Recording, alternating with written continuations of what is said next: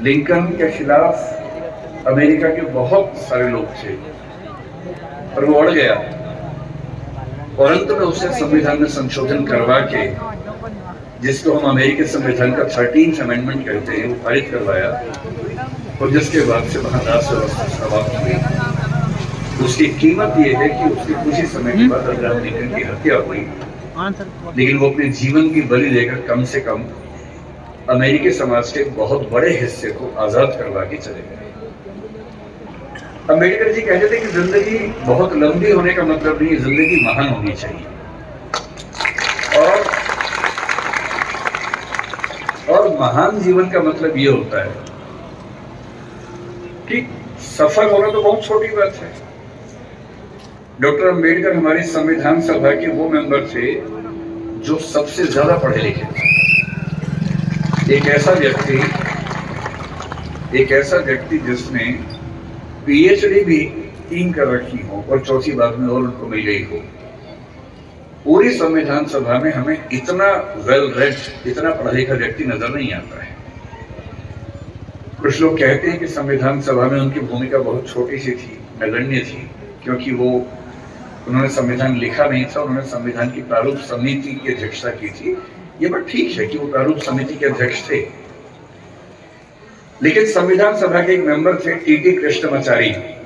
उन्होंने एक बड़ी खूबसूरत बात कही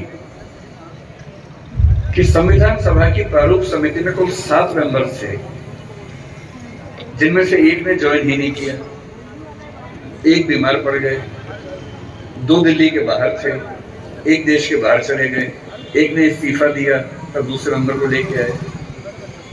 और कहने को 7 मेंबर थे, लेकिन दरअसल केवल एक व्यक्ति के हाथ में ड्राफ्टिंग की सारी जिम्मेदारी आई और ये कथित टीडी कृष्णमाचार्य ने संविधान सभा के भीतर दिया।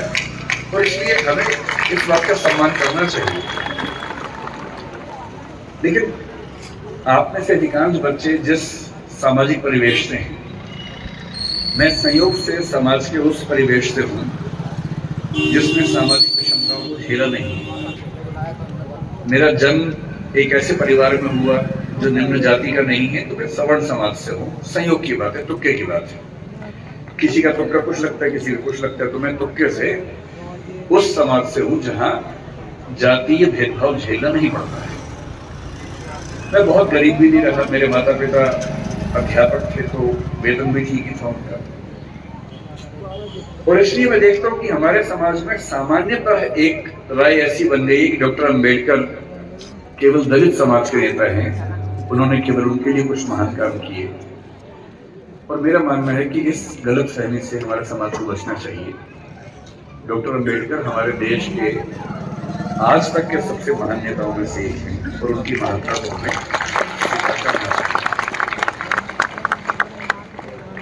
धूप बहुत ज्यादा है, आपकी उम्र भी बहुत कम है, इसलिए मैं गहरी बातों में नहीं जाऊंगा। डॉक्टर अम्बेडकर को लेकर कुछ बहुत गहरे विवाद, गहरे संवाद हो सकते हैं।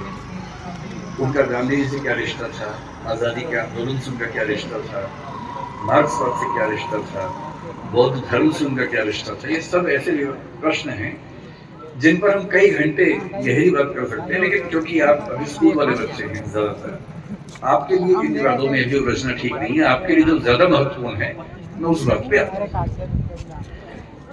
मैंने पिछले 1 साल में जो यात्राएं की, उसमें एक यात्रा कोलंबिया विश्वविद्यालय न्यूयॉर्क की थी। और वहां जाते ही मैंने अपने दोस्तों से पूछा कि भाई यहाँ डॉक्टर अम्बेडकर पढ़ते थे, कोई ऐसा मेमोरियल उनका है क्या? तो वो मुझे एक लाइब्रेरी में, जो बेसमेंट में अच्छी लाइब्रेरी, उनकी काफी अच्छी लाइब्रेरी, वहां लेके गए। और लाइब्रेरी में एक दरवाजा जहां अंदर रीडिंग रूम है, उसके बाहर एक बहुत सुंदर प्रतिमा उनकी लगी हुई है और साथ में काफी उनके बारे में लिखा हुआ है। और मुझे बहुत अच्छा लगा कि कोलंबिया विश्वविद्यालय आज भी ये मानता है कि डॉक्टर अम्बेडकर उनके आज तक के सबसे शानदार विद्यार्थियों में से एक थे।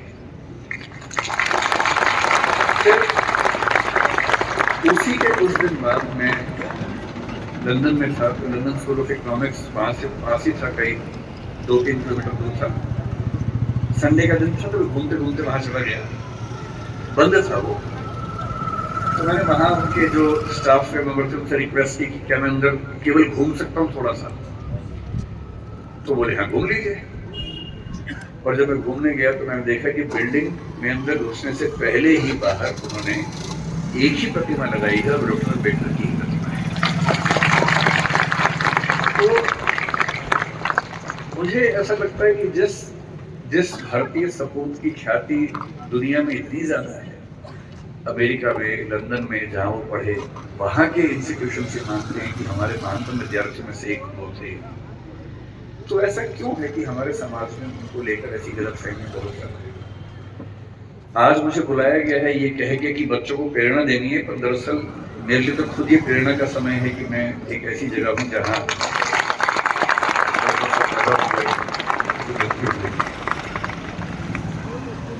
मैं बहुत संक्षेप में आपको ये बताना चाह रहा हूँ, क्योंकि आप में से बहुत सारे बच्चे जिस समाज में पैदा हुए होंगे, आपकी परिस्थितियां कुछ वैसी होंगी जैसी अम्बेडकर जी की थी। हालांकि वैसी नहीं होंगी, और क्यों नहीं होंगी? क्योंकि अम्बेडकर जी हो गए आपसे पहले, इसलिए आपकी स्थितियां वैसी नहीं होंगी। अगर वो ना होते तो स्थितियां वैसी होती। तो मैं आपको थोड़ा सा बताना चाह रहा हूं कि आप किस भारत की ऐतिहासिक सामाजिक परंपरा में स्थित हैं और आपकी जिम्मेदारी क्या बनती है। मैं ये भी समझाना चाह रहा हूँ कि जो सदस्य आप में से या समाज के जो सुनेंगे इस वक्तव्य को, जो समाज के उस तबके से नहीं भी है, जो समाज के